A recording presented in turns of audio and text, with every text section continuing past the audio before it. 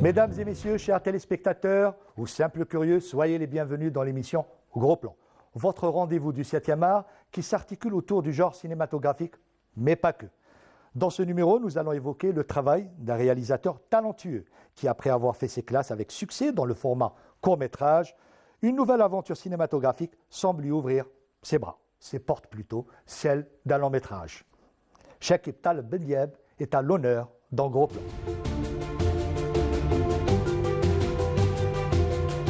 Nous allons donc converser avec notre invité, l'invité de cette émission, de la mise en place d'un projet qui a mis longtemps à se dessiner. Nous allons aussi évoquer avec lui le cinéma qu'il souhaiterait nous raconter, ou tout simplement le cinéma qui le fait rêver.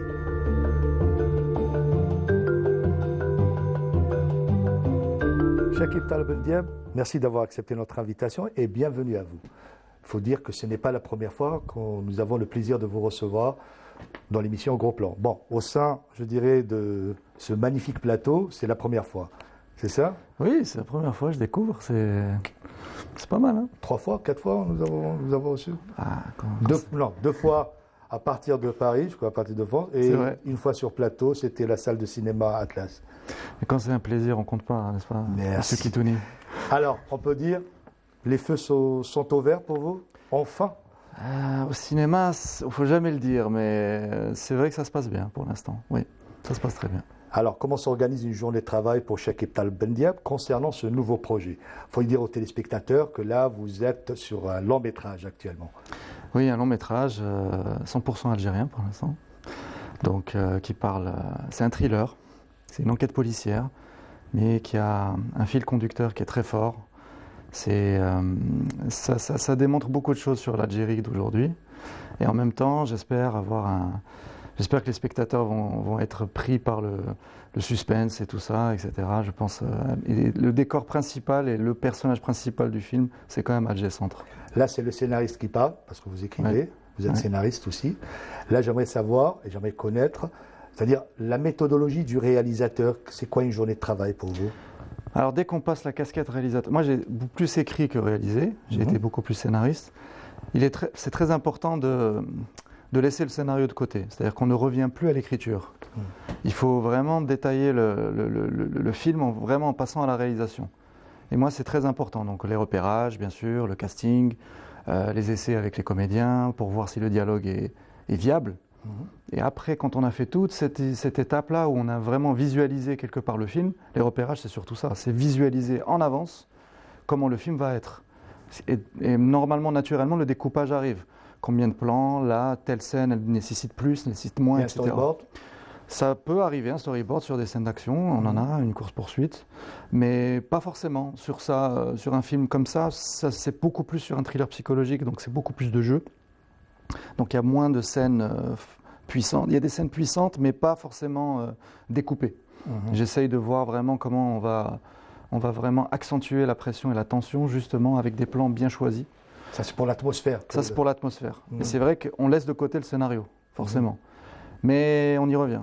Moi, je pense que c'est ça l'étape d'après, juste avant le tournage, c'est d'y revenir et de faire une espèce d'aller-retour pour configurer, pour arranger ce qu'on a vu et ce qu'on voit comme film, en fait.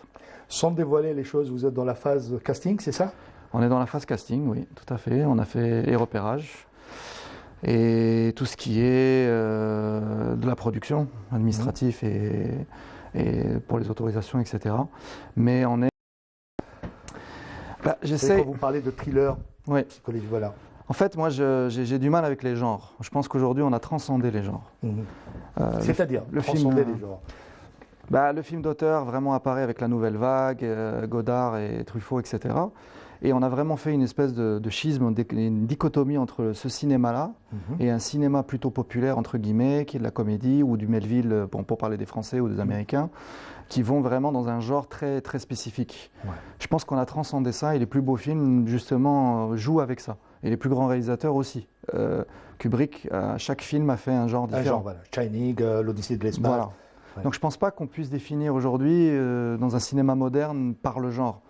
Et Parasite, par exemple, un des derniers Il y succès avait coréens. Hitchcock qui était défini aussi par son genre. Hitchcock C'est vrai. faisait, voilà, Mais il y avait des scènes comiques, il y avait des scènes, rien que lui, quand il faisait ses apparitions. ses Oui. caméos, était déjà comique, était déjà drôle, il cassait un peu, il se prenait pas forcément au sérieux le film qu'il racontait.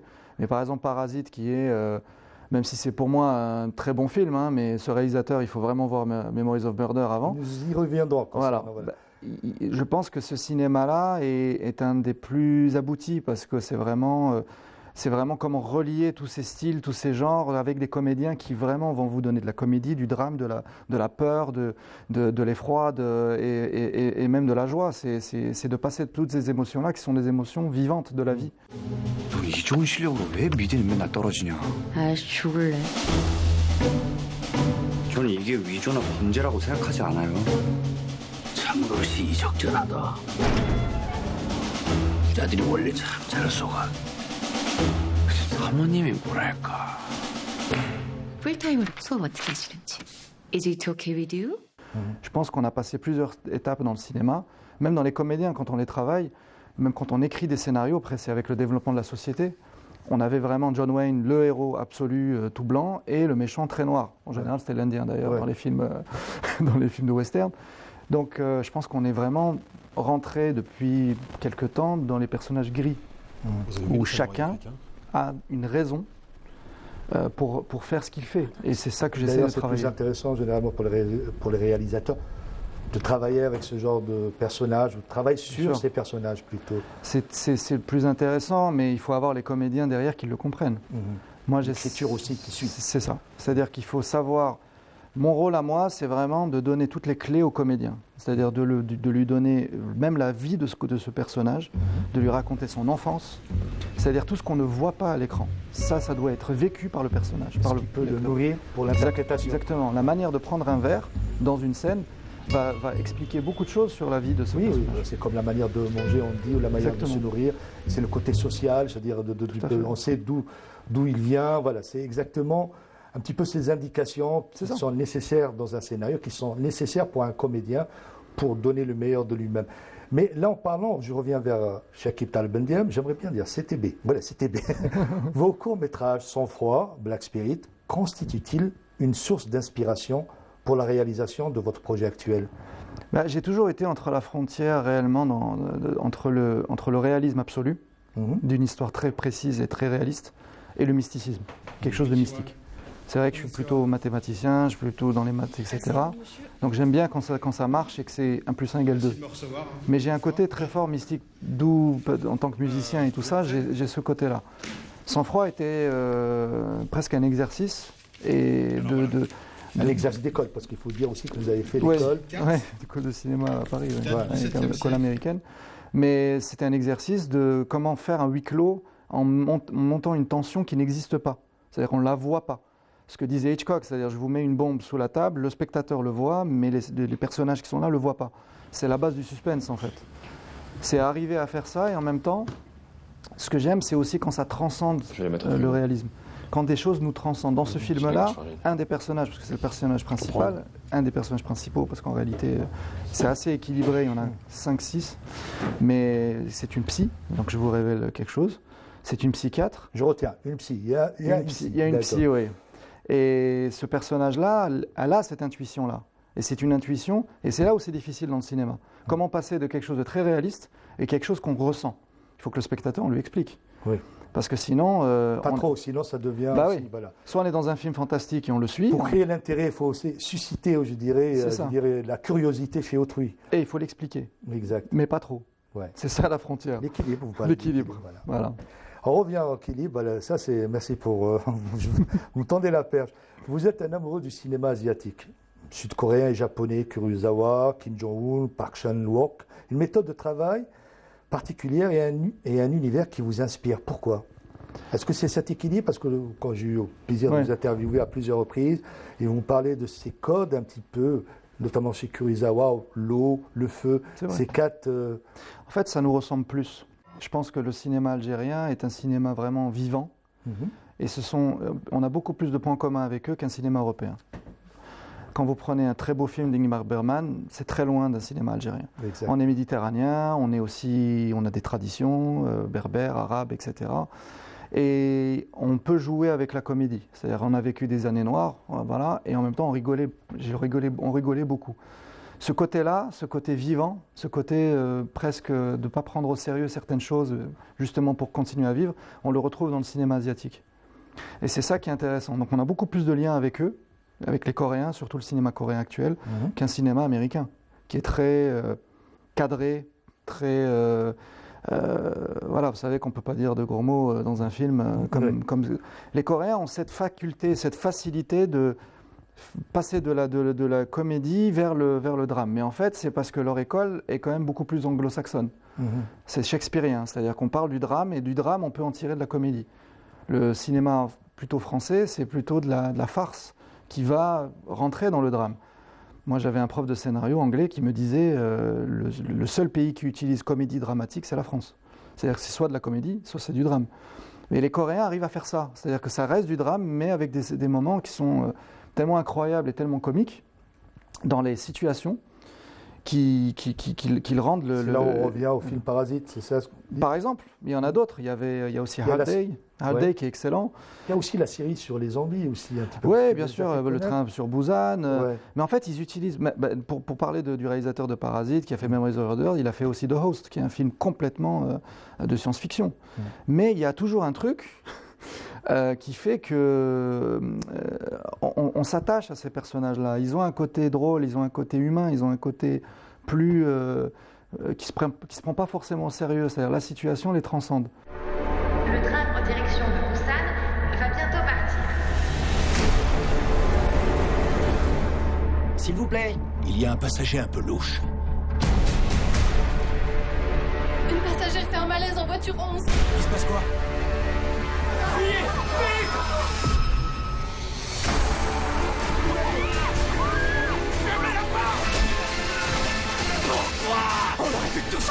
Comme si on lisait que le film était... on rentre dans le film et on vous fait rentrer en ressortant. Et Parasite, c'est un peu ça. C'est-à-dire qu'à chaque fois, on a des rebondissements, ou d'autres films. Hein. Et même Kurosawa, même quand il est dans le drame absolu, dans un des films avec Toshiro Mifune, son acteur fétiche, c'était... je ne me rappelle plus du titre en anglais, mais c'était en français. C'est un enlèvement de son enfant, et c'est quelqu'un qui le kidnappeur les regarde, l'observe de sa... Parce que c'est la maison qui est du riche, et s'il y a un côté social, il y a un côté presque drôle aussi, du côté... tout le monde le regarde, tout le monde est autour de lui, sont tous ses ennemis. Et il arrive à détourner ça, il arrive à casser en fait ces codes-là. Les Japonais sont plus sérieux que les Coréens, en général. Mais quand vous voyez une famille, un heure de famille qui a gagné la Palme d'Or, il y a toujours un côté burlesque, un côté drôle, un côté comique qui revient, que l'on trouve chez les Iraniens un petit peu aussi. Exact. Et, voilà, j'adore vous écouter sur le cinéma asiatique, mais j'aimerais savoir, concernant, on revient sur votre film en préparation, vous avez écrit le scénario pendant que vous étiez sur le court-métrage Black Spirit, ou c'était bien avant, ou après, l'idée en général, c'est-à-dire ça, elle a germé pendant ce... Elle a germé, elle a toujours été dans ma tête, c'est-à-dire je voulais vraiment faire un film typiquement algérien. Moi j'aime bien qu'on parle... Moi, j'aime pas trop les films sociétaux. C'est-à-dire, pour moi, je ne crois pas aux films militants. Je pense qu'un film, ça doit être d'abord quelque chose... Parce que militant risque de aller vers la propagande, en quelque sorte. C'est ça. Et comme je dis toujours... Alors, on risque de se tromper de message aussi. Comme je dis toujours, si vous voyez Le Parrain, qui est un des plus gros films du monde, ce n'est pas un film militant sur la mafia. Vous voyez ce que je veux dire? C'est plutôt sur la famille. Exact. Donc, le militantisme n'a rien à voir avec le cinéma, pour moi. Donc, je voulais vraiment écrire une histoire algérienne. C'est-à-dire en passant sur des faits réels qui sont vraiment passés et des vraies histoires de la vie du quotidien. Et en fait, j'ai fait exprès de tout regrouper au centre-ville. C'est-à-dire c'est vraiment une partie entre le Tilimli et la Grande Poste. Tout se passe là comme si c'était un microcosme. Un autre indice pour nous. Après la psy, ça va où ça se passe un petit peu. Ça se passe là parce que ça se passe aussi dans un quartier où il y a des problèmes, il y a des choses qui peuvent se passer, des choses qu'on ne voit pas, des choses qu'on voit, des choses qu'on essaie de cacher. Et cette psy va déterrer certaines choses qu'on est obligé d'affronter. C'est comme si on voulait se voiler la face depuis très longtemps. Le fait qu'on se voile la face et qu'on ne se parle plus, entre Algériens je parle, ça fait des tensions qui sont énormes. Et le film, il tourne autour de ça. J'utilise l'enquête en réalité, mais c'est juste si on pouvait juste savoir comment se parler. C'est une excuse, l'enquête est une excuse, mais voilà, exact. Bien sûr, on utilise l'enquête pour vraiment, comment dire, vider les personnages de leur substance et de les reconstruire à la fin du film. Il faut vraiment qu'on sente que le début et la fin, c'est plus du tout la même chose. Ils ont une révélation. Je sais pas, il y a un film comme ça, parce que vous dites, vous utilisez l'enquête comme en quelque sorte une excuse, ça me fait penser à Angel Heart un petit peu, l'enquête est une excuse, c'est pour que le personnage se revoie, c'est-à-dire se retrouve face à lui-même à la fin et tout. Il s'accroche à l'enquête. Tous les personnages vont s'accrocher à l'enquête comme si, pour eux inconsciemment, c'était leur salut à la fin. Vous me dites que, voilà, vous faites un film 100% algérien, tout le monde algérien, pour algérien. Quels sont les films algériens qui vous ont un peu nourri? Il y en a beaucoup, hein. Il y en a beaucoup. Ouais, les Chroniques des années de Brest de Lardal Hamina, c'est vrai que c'était et c'est toujours un film extraordinaire. Il y a beaucoup de films, mais même Hassan Tero, il y a plein. Nous, on est rentré dans le burlesque, on est rentré dans plein de choses. Les films de Merzak Aloueche, satirique, ouais, voilà. Les films de Merzak Aloueche qui sont plus sociétaux, mais qui sont dans les terrasses, par exemple. C'est un film qui m'avait marqué dans le sens où justement, ça m'a inspiré pour celui-là, de voir différentes facettes de personnages dans un même quartier, dans une même zone. Les terrasses, oui, de Merzak. Les terrasses, oui. Avec notamment Salima Abada, je crois. Bien sûr, voilà. Et en fait, et même dernièrement, hein, je pense que Abou Leila est un tour de force. Hein. عبط للسود تما نروح للصحراء مع هذاك المريض. انا واش لقيت باش نقضي ريح شويه مخك ريح كي نشوفوا مسلسل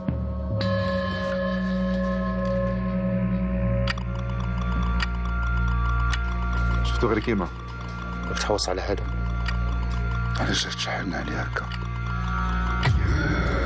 على بالي بلي ماكش مطمن. Justement, avez-vous vu quelques productions algériennes ces derniers temps? Est-ce que vous avez été surpris par l'une d'elles? Maintenant, ils peuvent venir de Salem Brahimi, était quand même intéressant, très intéressant. D'ailleurs, on n'attendait pas Amazir Kateb dans un premier rôle. Et il y a des films surprenants, oui, bien sûr.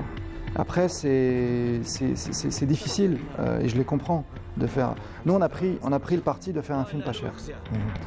Pas forcément parce qu'on ne pouvait pas avoir plus de... En fait, c'est difficile. C'est un film qui nécessitait pas forcément plus. Et l'idée, c'est vraiment d'essayer quelque chose de nouveau. Alors, heureusement, on nous a suivis, le ministère nous a suivis, tout le monde nous suit. Et on a une indépendance, on a une liberté, en tout cas. Et l'idée, c'est vraiment de prendre à contre-courant Moi, j'aimerais, si vous voulez, c'est un peu comme... D'ailleurs, on parle encore du cinéma coréen, mais le cinéma coréen, quand ils ont décidé de faire du financement public des films, ils ont demandé, c'était une règle, d'avoir une diversité du cinéma. Une diversité dans les genres, entre guillemets, dans les styles, dans les comédiens, etc. C'est-à-dire ne pas se retrouver avec une star comédienne qui fait tous les films, voilà, ou un seul style qui va marcher au box-office et pas d'autres. C'est-à-dire l'idée, c'est vraiment de financer les autres et de financer dans l'entrée. Moi, j'espère, on n'a pas beaucoup de productions cinématographiques malheureusement en ce moment, j'espère d'avoir une diversité pour le cinéma algérien, pour le public algérien, qui vraiment découvre, là il y a un film Soula qui vient de sortir, exact, oui. Qui apporte ce renouveau, comme Abou Leila, comme même un film comme Papicha, comme des films comme ça qui peuvent, je ne dis pas qu'il faut qu'ils existent, ce n'est pas à notre rôle de les censurer ou de les arrêter, c'est au public de décider. C'est-à-dire que notre rôle à nous, c'est de les faire, c'est de pouvoir les faire, avec une certaine liberté. Après, le public décide, le public voit, le public suit. Mais plus vous avez de la diversité, je pense plus vous nourrissez en fait la culture cinématographique des gens qui vont aller chercher, etc. Moi, je me rappelle encore quand j'ai vu Pulp Fiction la première fois, j'avais 14 ans, j'ai pris une claque. C'est après, quand j'ai vu beaucoup de films, je me suis dit, ah d'accord, il a puisé là, il a puisé là, il a puisé là, il a puisé là. Ça n'empêche pas son talent, hein. Oui. Mais on comprend que le cinéma a une grande histoire. Et que ça remonte à très très loin. On peut descendre jusqu'à Buster Keaton dans les années 20 et on sera toujours scotché aujourd'hui. Ça, c'est les grands films. Merci encore une fois, Chakib Talbeldieb, d'avoir accepté notre invitation. Ce fut un plaisir, comme toujours en fait, comme toujours.